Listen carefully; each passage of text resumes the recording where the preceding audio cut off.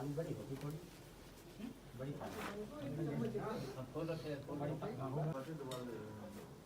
आएंगे हाँ मोबाइल पर घर पे मुझे व्हाट्सएप कर देना गुरु जी कई बात रहती है पूरा मुलाकात दर्शन हो जाए नागलोई में आते हैं नागलोई में भी आते हैं जमानी में भी आते हैं बात आएंगे नहीं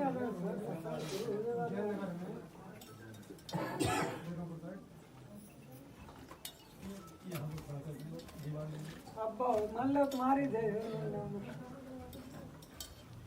इसको बदनाम करो भैया मुझे बदनाम करके तुम्हें क्या मिलेगा तुम परमात्मा को पाने आए हो कि तुम मुझे बदनाम करने आए हो मेरा तुम्हारा कुछ है ही नहीं अरे गुरु भी चला जाएगा चेला भी चला जाएगा ना वो आश्रम कोई गुरु साथ में ले गया ना ये वाले ले जाएंगे ना जो अगला बैठेगा वो ले जाएगा तो फिर किस चीज का अहंकार भाई खत्म करो चलो ये मुद्दे माइक पे नहीं होते सदगुरु बंदी छोड़ कबीर साहिब की सभी संतों की सभी भक्तों की सत्संग कराने वालों की इनके माता पिता की इनके बाल गोपाल की सकल हंस को बंदगी साहेब बंदगी सतनाम।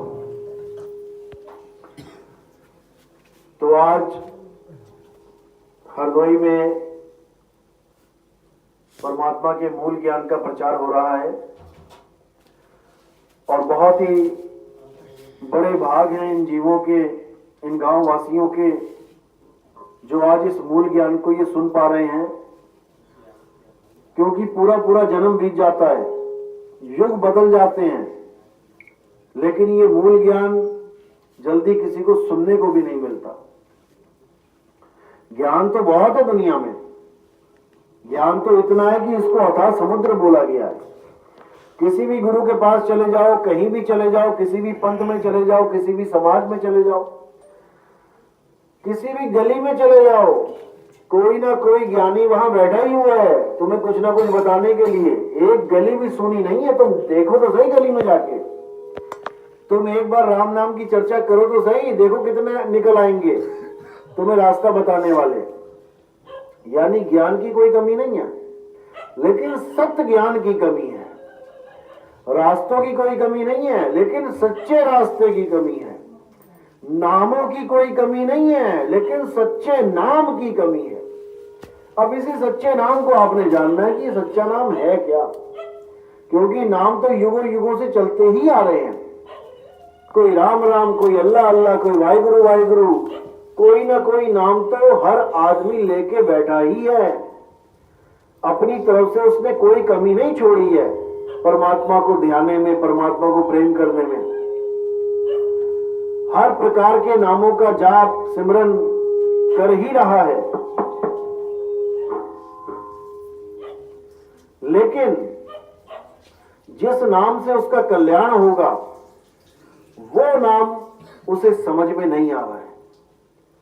वो नाम जो उसकी मुक्ति का कारण बनेगा वो नाम उसको समझ में नहीं आ रहा है क्योंकि इंसान उन नामों के पीछे पड़ गया है जो नाम स्वयं इंसानों ने बनाए हैं जो नाम 52 अक्षरों से बने हैं। और ये 52 अक्षर बनाने वाला कौन है ये खुद स्वयं इंसान ही है। हम जीव भी नहीं कह सकते कि जीव 52 अक्षर बनाता है। जीव तो कुत्ता बिल्ली हाथी घोड़ा भी है ये भी जीव है लेकिन इन्होंने 52 अक्षर नहीं बनाए। जो इंसान चोला है 52 अक्षर वहीं से निकलते हैं उसी से उत्पत्ति होती है 52 अक्षरों की। और कहां से होती है होठ कंठ जीभ तालू से इनसे 52 अक्षर उत्पन्न होते हैं और इन्हीं 52 अक्षरों के द्वारा इस दुनिया में जितने भी जंतर मंतर तंत्र जितने भी नाम जितने भी श्लोक जितने भी दोहे जितने भी ग्रंथ जो भी ज्ञान इस दुनिया में आता है वो 52 अक्षरों के द्वारा ही आता है। जितने भी ग्रंथ हैं आप उठा के देख लो उसमें क्या लिखा है अक्षर ही तो लिखे हैं। अक्षर जोड़ जोड़ के पूरा पूरा ग्रंथ बना दिया। अब उसी को पढ़ के बंदा सोच रहा है मुक्ति हो जाएगी। कोई सोच रहा है वेद पढ़ लूं मुक्ति हो जाएगी गीता पढ़ लूं मुक्ति हो जाएगी। कबीर पंथी सोच रहे हैं कबीर बीजक का पाठ करवा ले मुक्ति हो जाएगी। गरीबदास जी वाले बोल रहे हैं कि अखंड अखंड पाठ करवा लो ग्रंथ साहब का, मुक्ति हो जाएगी। नहीं होगी, नहीं होगी, क्योंकि ये 52 अक्षर का सारा झमेला है। इसीलिए कबीर साहब ने बोला 52 अक्षर जोरे आन और सके न अक्षर एक पहचान। 52 अक्षर को जोड़ जोड़ के दुनिया भर के पंथ, दुनिया भर के धर्म बन गए, लेकिन उस एक आदि अक्षर को नहीं समझ पाए जो सबकी मुक्ति का कारण है। इसीलिए साहब ने समझाया कि 52 अक्षर जीवाधारा और आदि अक्षर जीभ्या से न्यारा, वाही को सत्य सिमरण कहिए। सत्य सिमरण वो आदि अक्षर का होता है, बाकियों का झूठा सिमरण है। कृत्रिम नाम कथे तेरे जिहिबा, सत्य नाम तेरा परापुर बला। बाकी जितने भी नाम जो बोले जाते हैं ये आपने खुद बनाए हैं, इंसानों के द्वारा बनाए गए हैं और इंसान ही उन्हें जप रहा है। लेकिन जो आदि नाम है वो किसी ने बनाया नहीं है, ना ही वो कभी बनता है ना कभी बिगड़ता है, लेकिन उसको समझना पड़ता है। इसलिए साहब ने कहा आदि नाम हम भाग सुनाया और मूर्ख जीव समझ नहीं पाया। भाग सुनाने का मतलब उसकी महिमा भाग के सुनाई गई, लेकिन ये जीव समझ ही नहीं पाया। जीव समझ रहा है कि कोई नाम है, मंत्र है, लेकिन ऐसा नहीं है। वो आदि नाम 52 से परे है, बोलने लिखने से परे है, सुनने से परे है। जिसको बोला अखा वाजो वेखना बिन कन्ना सुनना, पैरा वाजो चलना बिन हत्था करना। ना तो वो आंखों से दिखाई देगा, न कानों से सुनाई देगा, ना हाथों से उसकी पूजा हो सकती है, ना पैरों से वहां तक जाया जा सकता है। तो कहते हैं जीवा वाजो बोलना क्यों जीवित मरना, नानक हुक्म बचान तो जा खसमे नो मिलना। बिना जीव के वो बोल रहा है और ऐसी आवाज है उसकी कि हम सोच भी नहीं सकते कि परमात्मा क्या है, क्योंकि परमात्मा का भेद ना पता होने के कारण हमने किसी को भी परमात्मा मान के बैठ गए। हम किसी ने कहा परमात्मा ये है, हमने उसको मान लिया। किसी ने कहा ये नहीं वो है, हमने उसको मान लिया। किसी ने कहा ये पत्थर भगवान है, हमने पत्थर को मान लिया। किसी ने कहा पानी भगवान है, हमने पानी को माता बना लिया। किसी ने कहा पर्वत भगवान है, हमने उस पर्वत की परिक्रमाएं कर दी। किसी ने कहा सूर्य भगवान है, हमने सूर्य को जल दे दिया। किसी ने कहा चांद भगवान है, हमने चांद देख देख के रोजे रखे। हर प्रकार का आदमी कहीं ना कहीं उलझ ही गया उस परमात्मा का भेद ना जानने के कारण। तो परमात्मा का भेद बताने वाला जो गुरु होता है उसको सतगुरु कहते हैं, और जो नाम जपाने वाला गुरु होता है उसको जपी कहते हैं। तपस्या कराने वाला जो गुरु होता है उसको तपी कहते हैं, और घर बार छोड़ के जंगल में भेज देने वाले गुरु को सन्यासी कहते हैं। तो जपी तपी सन्यासी इनके बस की बात नहीं है कि ये परमात्मा को पाएं, क्योंकि ये सारा ध्यान जप में, तप में और घर बार छोड़ के दुनिया में भटकने, जंगलों में भटकने में इनका ध्यान रहता है। लेकिन साहब ने कभी नहीं कहा कि कुछ जपना पड़ेगा। वो कहते हैं ना मैं जप में, ना मैं तप में, ना एकांत निवास में। घर बार छोड़ के कहां एकांत निवास में जा रहे हो कि जंगल में मिलेगा परमात्मा? नहीं मिलेगा। मोह को कहां ढूंढे रे बंदे, मैं तो तेरे पास में। खोजी हो तुरंत मिल जाऊं एक पल की तलाश में, और कहे कबीर सुनो भाई साधो मैं तो हूं विश्वास में। तो भेदी गुरु से भेद लेना है। भेद बिल्कुल साफ है, क्लियर है। जब समझाया जाता है दूसरी दीक्षा में तो हर चीज समझ में आ जाती है। और उसके बाद आपने केवल विश्वास, पूरे विश्वास के साथ अपनी सूरत को स्थिर करना है। कहां करना है? उस परमात्मा के दरवाजे पे। जैसे हमने कहीं जाना हो किसी के घर में, तो हम क्या खटखटाते हैं? दरवाजा। दरवाजा खटखटाना हमारे बस में होता है, लेकिन दरवाजा खोलना ये अंदर वाले के बस में है, हमारे बस में नहीं है। वरना खटखटाने की जरूरत ही नहीं है, जाओ दरवाजा खोल के चले जाओ अंदर। इसी प्रकार जो परमात्मा है वो क्या कह रहे हैं कि तुम्हें दरवाजा बताएगा गुरु क्योंकि द्वार बताने वाला गुरु ही सतगुरु है। 9 दरवाजे प्रगट कीते, 10वां गुप्त रखाया, गुरु द्वारे लाई भावनी, इकना 10वां द्वार दिखाया। नानक साहब की वाणी है। वो कह रहे इस काया में 10 दरवाजे हैं, 9 दरवाजे प्रगट कीते। 9 दरवाजे तो प्रगट हैं, 2 आंखें, 2 कान, 2 नाक, मुंह और नीचे 2 छेद, ये तो प्रगट हैं। ये सारी उम्र प्रगट रहेंगे। बच्चा पैदा होता है तो उसके दरवाजे प्रकट होते हैं, सारी उम्र वही आंखें नाक खुले रहेंगे। लेकिन 10वां गुप्त दिखाया। 10वां दरवाजा जो होता है उसको गुप्त कर दिया जाता है। वहां तक तो समझ ही नहीं आएगा तुम्हें दरवाजा कहाँ है। लेकिन गुरु द्वारे लाई पावनी, जो गुरु होता है वो गुरु द्वारे लाई पावनी, पावनी यानी भाव, तुम्हारा भाव वो उस दरवाजे से जोड़ देता है। इकना 10वां द्वार दिखाया। इकना 10वां द्वार का मतलब है एकादशी, 11वां। 10 द्वार तो इस काया के हैं। 9 द्वार से संसार निकलते हैं, 10वें द्वार से योगी। लेकिन दोनों की मुक्ति नहीं होगी, क्योंकि उनको शब्द का भेद नहीं पता। केवल दरवाजों से निकलना मुक्ति नहीं है, शब्द में समाना मुक्ति है। सुरत समाए शब्द में, वाको काल ना खाए।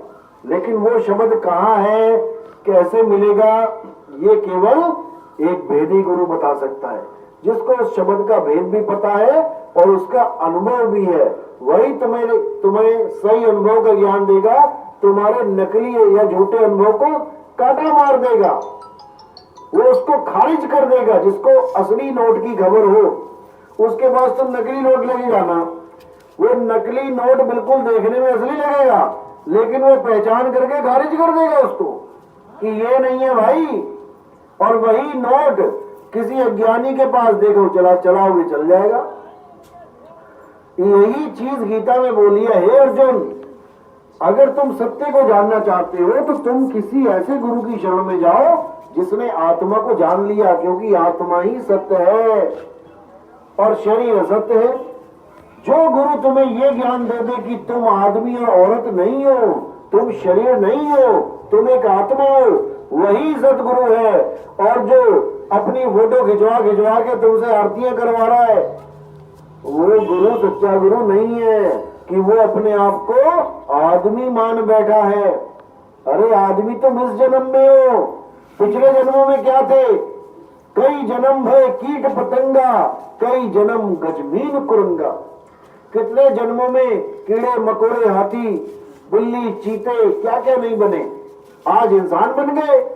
एक दिन ये भी चला जाएगा, फिर पता नहीं क्या बन जाओगे। तो जब तुम चींटी मकोड़े नहीं रहे, वो तुम्हारा असली स्वरूप नहीं रहा, तो इंसान चोले को क्यों अपना स्वरूप मान लिया? ये भी कुछ समय के लिए ही मिला है, और थोड़े समय भोग के फिर वापस 184 में। लेकिन कब तक? जब तक तुम्हें भेदी गुरु नहीं मिल गया। जब तुम्हें भेदी गुरु मिल गया, तुम्हें साधन बता दिया कि करना क्या है। अरे ना कहीं आना ना कहीं जाना, आपे में आप समाना। सबसे पहले तो इस आस को तोड़ना है। जैसे कई लोगों को पूछो क्या तुम वापस आना चाहते हो दुनिया में, सारे हाथ खड़ा कर देते हैं, हाँ मैं आना चाहता हूं।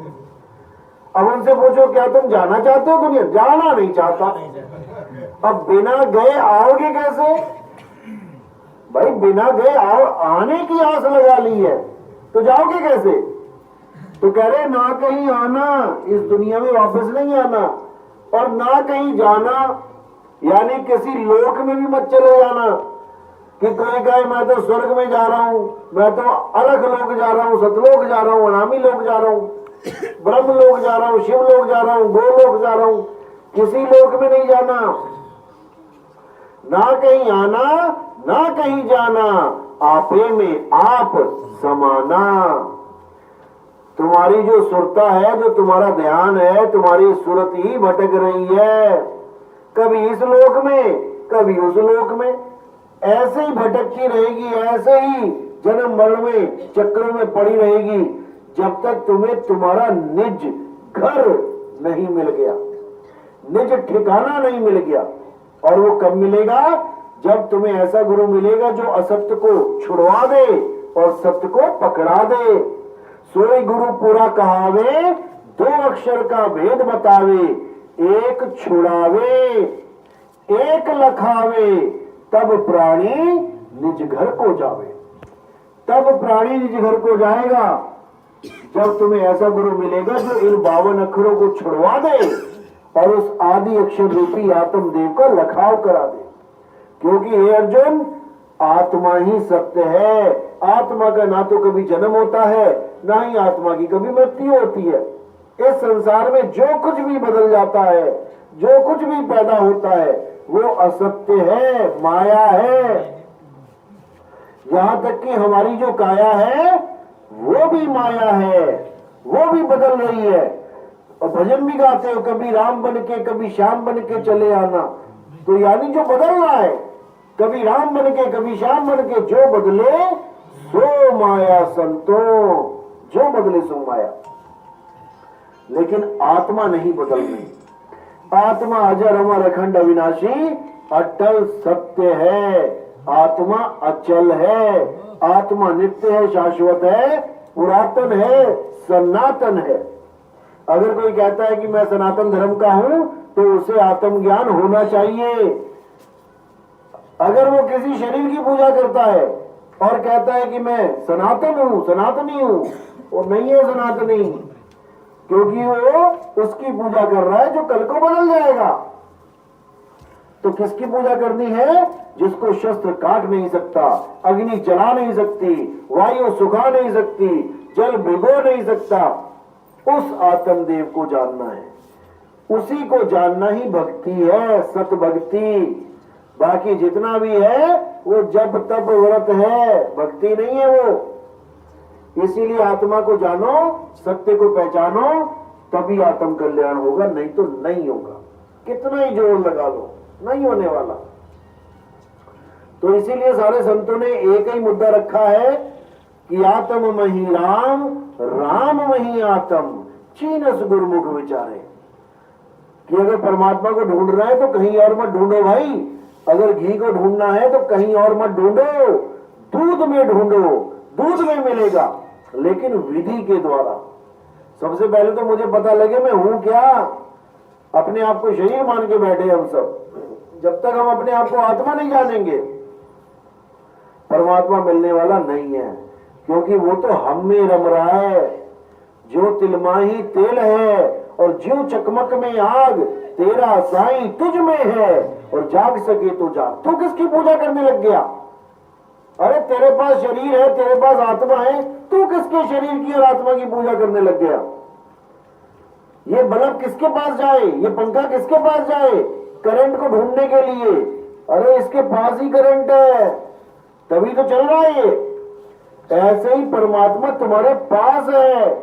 नर नारी और कीट पतंगा, सार शब्द सब ही के संगा। ऐसा कोई है ही नहीं जिसके साथ परमात्मा नहीं है, लेकिन कोई जान ही नहीं रहा है।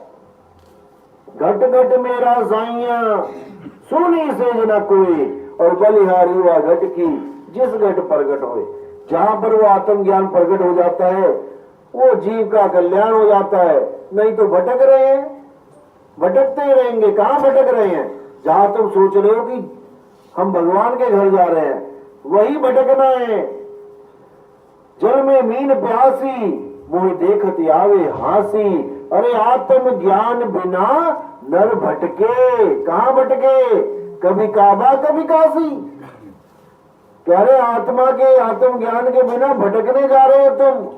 पैसा खर्च रहे हो, पेट्रोल खर्च रहे हो, समय खराब कर रहे हो, मेहनत कर रहे हो, सामान लाद के ले जा रहे हो, घूमने जा रहे हो, बिना ज्ञान के भटकने जा रहे हो।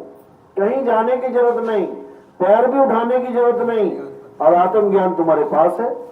बस वेदी गुरु तक पहुंचो, नाम दीक्षा लो, घर में बैठ के भजन करो, कहीं जाने की जरूरत नहीं है। लेकिन ये बात जल्दी समझ में नहीं आती, क्योंकि पुराने रीति रिवाज, पुराना ज्ञान जो चढ़ा हुआ है दिमाग पे कि 4 धाम यात्रा नहीं करेंगे तो मुक्ति नहीं होगी। और जब 4 धाम नहीं बने थे, कभी तो बने थे ना धाम, कभी तो शुरुआत थी। और जब 4 धाम भी नहीं बने थे तब मुक्ति कैसे होती थी? किसी को नहीं समझ में आ रहा। बस यही समझना है, जो बना है वो बिगड़ेगा, और जो बने और बिगड़े को पूजेगा वो भी बनेगा और बिगड़ेगा। और जो उसको पूजेगा, जो बनता बिगड़ता नहीं है, तो वो भी सत्य में समा जाएगा। उसको भी अब वापस आना नहीं पड़ेगा इस बनने बिगड़ने वाली दुनिया में, इस हड्डी में, चमड़े में, मांस में, लोथड़े में अब नहीं आना पड़ेगा उसको। नहीं तो ऐसे ही बार बार जन्म मरण में चक्कर काटता रहेगा। इसलिए साहब ने बोला है कि गुरु को कीजिए दंडवत और कोटि कोटि प्रणाम, कीट न जाने भृंग को गुरु कर ले आप समान। गुरु कौन है? परमात्मा गुरु है, सब जगत का गुरु एक ही है, और वो तुम्हें अपने समान कर लेता है। वो तुम्हें चेला बना के नहीं रखेगा हमेशा, वो तुम्हें एक कर लेगा। जैसे गंगा नदी कहां से चलती है, चलती चलती चलती समुद्र में जब गिरती है तब उसका अस्तित्व खत्म हो जाता है। वो समुद्र में मिलके समुद्र ही हो जाती है। अब वो गंगा नहीं रही। गंगा कब तक थी? जब तक भटक रही थी, चल रही थी, और जब समुद्र में गिर गई अब अचल हो गई, अब कहीं नहीं जाएगी वो। इसी प्रकार चलने वाली जो अवस्थाएं हैं, कोई भी चल रहा है वो जीव अवस्था है, और जब अचल अवस्था यानी आत्म अवस्था में प्राप्त होता है तो वही परमात्मा कहलाता है। उसमें कोई भेद नहीं रह जाता। कोटि तो ब्रह्मा भये और कोटि भये ईश, साहिब तेरी बंदगी से जीव बने जगदीश। वही जगदीश अवस्था को प्राप्त कर लेता है। तो उसी अवस्था को प्राप्त करने के लिए हमारा जन्म हुआ है यहाँ शरीर का, इस मनुष्य चोले का। नहीं तो 184 में आ जाते, क्या फर्क पड़ता है उसको? जहां हजारों लाखों हिरण हैं, हजारों लाखों गाय बैल बकरी हैं, तुम्हें हमें भी एक और खड़ा कर देते वहां पे 4 टांगे देके। लेकिन बंदी छोड़ने दया करी है जो तुम्हें इंसानी चोला मिल गया। साहिब कबीर बगस जब दीना, सुंदर मुनि से गुदड़ी लीना। यही गुदड़ी है, ज्ञान गुदड़ी, जिसमें तुम्हें ज्ञान हो सकता है। लेकिन हमें नहीं समझ में आ रहा कि ज्ञान है क्या, क्योंकि वेदी गुरु नहीं मिल रहा। ज्ञान गुदड़ी पढ़ रहे हैं 7-7 बार दिन में, कह रहे हैं इसी से मुक्ति हो जाएगी। अरे इससे मुक्ति नहीं होगी, इसमें भेद बता रखे हैं कि वेदी गुरु से पूछो क्या क्या लिखा है, तब समझ में आएगा। लेकिन जल्दी समझ में नहीं आता, क्योंकि अज्ञानी जीव जन्मों जन्मों के अज्ञान को ढो रहा है। ऐसे ऐसे संस्कार लेके पैदा हो रहा है कि क्या बताया जाए। परमात्मा के नाम पे बलियां दे रहा है, हृदय कठोर हो चुका है। किसी का खून बहाने पर भी दिल में कोई दया नहीं आती, तो वो धार्मिक नहीं है। क्योंकि धर्म का उसूल है, धर्म का नींव है दया। जहां दया तहां धर्म है, जहां लोभ तहां पाप। जितने भी पाप हो रहे हैं आज दुनिया में, केवल लोभ के कारण, लालच के कारण। जितने भी रिश्वत चल रही हैं, लालच के कारण। जितना भी भ्रष्टाचार है, लालच के कारण।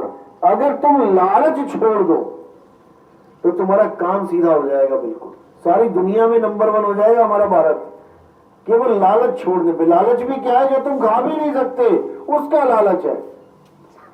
तुमने खानी 4 रोटियां ही हैं, सुबह दोपहर शाम, लेकिन तुम इतना ज्यादा लालची हो गए हो कि तुमने, अगर हिसाब लगाओगे, मैं उनकी बात कर रहा हूं जो भ्रष्टाचारी लोग हैं, सारी उम्र में वो अच्छा जीवन जीने के लिए ज्यादा से ज्यादा 1 करोड़ रुपए बहुत होता है तुम्हारे 70 साल निकालने के लिए। लेकिन ये पेट नहीं भरेगा उनका। 1 करोड़ छोड़ो, 1000, 1,00,000 करोड़ इकट्ठा करने पर भी उनकी भूख शांत नहीं होगी, जबकि सारी उम्र खाए तो खा भी ना पाए। क्या खाओगे? सारी उम्र सारे दिन खाते रहो, सारा दिन गाड़ियों में घूमते रहो, तब भी वो खत्म ना होगा। लेकिन भूख शांत नहीं हो रही है। और जितना भी तुम 2 नंबर का इकट्ठा कर रहे हो, वो तुम्हारे सिर के ऊपर बोझा पड़ता जा रहा है। अब तुम्हें अगला जन्म ऐसा मिलेगा क्योंकि तुमने जिन लोगों से गलत तरह से पैसा कमाया है, अब तुम उन्हीं लोगों के बीच में उन्हीं से भीख मांगते फिरोगे। अगला जन्म ऐसा दर्दनाक होगा जैसे ये पागल घूमते हैं, देखो अधनंगे, पता नहीं होता कपड़ा है कि नहीं, गंदे बाल, गंदे संदे, ये उन्हीं लोगों के हाल हैं। तपो राज राजो नरकम, ये उन्हीं लोगों के हाल है जो भ्रष्टाचार कर रहे हैं, दुनिया को लूट रहे हैं। इनकी ऐसी दुर्गति होगी कि कोई सोच भी नहीं सकता। और इनको इनकी फिल्म दिखा दी जाए थोड़ी देर की कि तेरा साथ ये होने वाला है, तो ये सब छोड़ देंगे 2 पल में। लेकिन माया ने ऐसा अंधा बना दिया उसको कि उसको समझ में नहीं आ रहा कि जो तू इकट्ठा कर रहा है वो बीज बो रहा है अपनी बर्बादी के, जिसका तुझे एक एक दाने का हिसाब देना पड़ेगा। तो इसीलिए कबीर साहब ने बिल्कुल साफ क्लियर बोला है। एक तो हो गया ये लोगों से लूटना, और एक गुरुआ लोग बैठे हैं कह रहे हैं तुमने अमीर होना है, काल की भक्ति करो, काल के नाम जपो, वो तुम्हें खूब सुविधाएं देगा। ओम कलियम हरियम शरियम जपो, खूब सुविधाएं मिल जाएंगी। कबीर साहब ने यह भी नहीं कहा कभी कि तुम काल से कुछ मांगो। उन्होंने क्या बोला, साहिब इतना दीजिए जावे कुटुंब समाए। काल इतना दीजिए कहां बोला उन्होंने, साहिब इतना दीजिए जावे कुटुंब समाए, और मैं भी भूखा ना रहूं साधु भूखा ना जाए। इससे ज्यादा तुम्हें मांगने की जरूरत नहीं है। तुम्हारे काम निकलते रहे, बस इतना बहुत है जीवन में। तुम्हारे काम ना रुके, बहुत अच्छा जीवन हो जाएगा। कहते बड़े बड़े जो दिखे लोग, उनको व्यापे चिंता रोग। जो तुम्हें लगता है ये तो बड़ा अमीर हो गया, उससे जाके तो पूछो उसकी हालत। तुम्हें रात में कभी सुनाएगा कहानी अपनी दर्द भरी कि यार जब से मैंने पैसा कमाया, मेरे तो रिश्तेदार मुझसे सब चिढ़ने लगे, नाराज होने लग गए, तो षड्यंत्र बना रहे हैं, पता नहीं कब टांग में मुझे। तुम्हारे जान के लाले पड़ जाएंगे। एक फक्कड़ साधु नदी के किनारे बैठा है झोपड़ी डाल के, कौन मारने जाएगा उसको। और वही साधु दुनिया से माया इकट्ठी करके बना ले जरा महल। अब देखो कितने लोग घुसेंगे कि इसको जहर दे दो, इसको निकालो और इसके राज, इसके महल पे राज कर ले। ये हर जगह चलता आ रहा है। इससे बचना है तो रहो जगत से न्यारे। जगत क्या कर रहा है उसको जाने दो। तुमने क्या करने के लिए इस जन्म को धारण किया है, इस काया को धारण किया है, उस पर विचार करो। जब तक ये नहीं समझ में आएगा, कुछ समझ में आने वाला नहीं है। तो इसी के लिए साहब ने बिल्कुल क्लियर बोला कि गुरु को चेला विष देवे, जो गाठी हुए दाम, और पुत्र पिता को मारता, ये माया का काम। हर जगह माया लगी है, कहां बच के जाओगे। इसलिए जहां तुम्हें लगे कि भाई यहां माया का खेल हो रहा है, कन्ना काट लो, साइड हो लाओ, क्योंकि तुम्हारा मकसद है ही नहीं माया के पीछे झगड़ा करना या माया के पीछे लड़ाई करना। हाँ, अपना हक जरूर बचाओ, लेकिन वो भी तरीके से। ये नहीं कि तुम लठ लेके चले गए, गोली बंदूक मार दी, उसको गोली मार दी। कानून के साथ चलो, सत्य के साथ रहो। परमात्मा अपने आप देख रहा है, वो निबड़ा करेगा। चलो, तो प्रथम दीक्षा वाले जो है वो आगे आ जाए।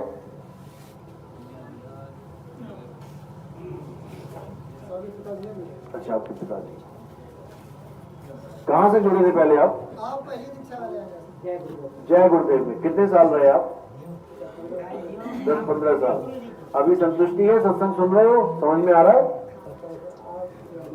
हाँ हाँ, पुत्र है आपके, समझाते हैं, बताते हैं पूरा। बहुत अच्छी बात है, बैठ जाओ। और कौन? आप कहाँ से? पहले कहाँ से जुड़े थे? कभी भी नहीं।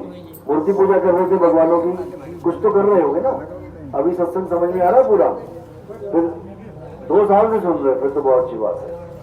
आप कहाँ से जुड़े थे? कहाँ से? कहीं नहीं जुड़े? ठीक है, चलो बैठो। अभी हर चीज समझ में आ रही है ना? आत्मा के अलावा सब झूठ है। हाँ, फिर पूजा पाठ ये सब बंद करना पड़ेगा, ध्यान रखना। हाँ, आप कहाँ से जुड़े थे? हाँ, बहुत अच्छी बात है। समझ में आ रहा है क्या बता रहा हूँ मैं? हर चीज क्लियर है? चलो बैठ जाओ। और हाँ, देशराज जी, आप जुड़े कहाँ से? अच्छा, कितने साल हो गए थे? 3-4 साल, चलो ठीक है, अच्छे। अभी ज्ञान तो पूरा समझ में आ गया ना? चलो बहुत अच्छी बात। इनको चरणामत दे दो, दे दिया? जो नाम दीक्षा वाले हैं उनको चरणामत दे दो। डब्बा उठा लिया?